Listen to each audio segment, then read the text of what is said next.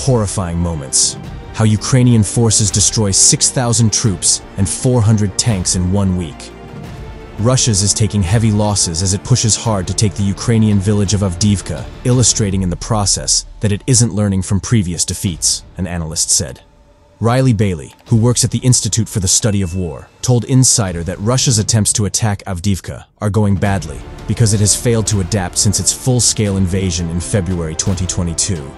The kind of chaotic mechanized assaults that we're seeing around right now, these very disorderly armored columns of armored vehicles of stopping and getting struck by Ukrainian forces. That's very reminiscent of a lot of the assaults that we saw on the Russian side at the start of the full-scale invasion, Bailey said.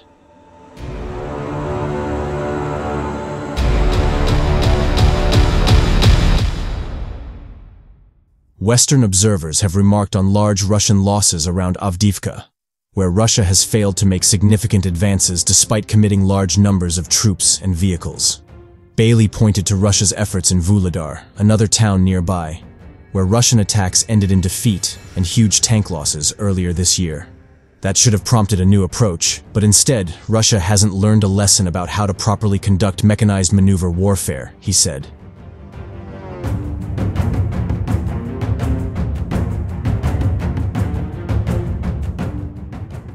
Russia launched its assault on Avdiivka, in Ukraine's eastern Donetsk region, on October 10th, Ukraine said.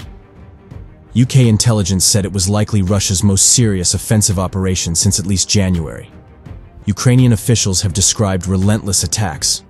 Ukraine says it is consistently repelling them and denying Russia the ability to encircle Avdiivka. No major Russian breakthrough has been reported, suggesting that Ukraine's claim to be holding the line is correct.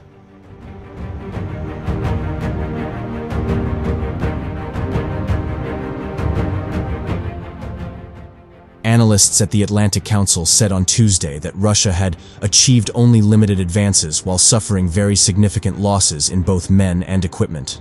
Ukraine said Russia lost more than 6,000 soldiers and more than 400 armored vehicles and tanks in 1 week, though it isn't possible to verify its figures.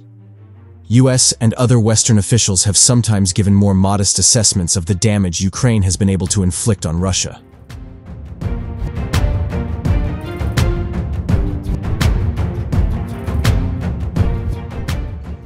Ukrainian units have shared footage of intense fighting and destroyed Russian vehicles. Bailey said Avdiivka proves that Russia hasn't addressed persistent, pervasive, systematic issues in their offensive campaign. And instead of addressing those issues, then launching a larger offensive operation, they went ahead with launching the offensive operation anyways. Avdiivka is a gateway to Russia-occupied Ukraine, making it a big prize for both sides. Ukraine recaptured the village in September.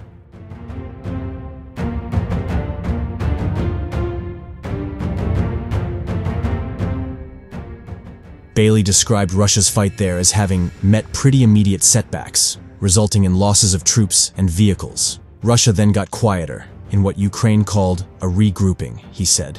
Russia's attacks and losses have escalated again since. The UK MOD said on Sunday that Russia's assaults at Avdiivka have contributed to a 90% increase in Russian casualties, citing Ukraine's own figures. Ukraine said on Friday that Russia lost almost 50 tanks in a day there. Russian President Vladimir Putin last week appeared to downplay expectations for what Russia might achieve there.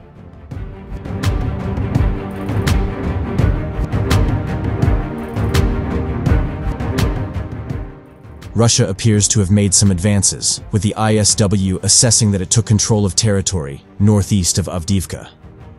But Ukraine has also made confirmed progress in other directions from the village. The fighting in Avdiivka is continuing. The ISW said on Sunday that Russia was funneling more resources to the area.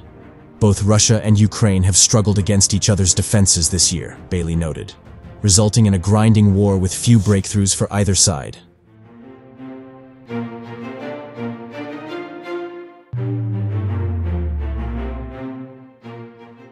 Bailey described Avdiivka and its surrounding areas as some of Ukraine's most fortified places, contested since Russian allied troops first began attacking eastern Ukraine in 2014. He said it didn't make much sense to attack there. Perhaps, he said, the Russians were hoping to catch Ukraine off guard, as the area had been relatively quiet. But, as Insider previously reported, the US said that an attack there was not in reality much of a surprise, and Ukraine appears to have been ready.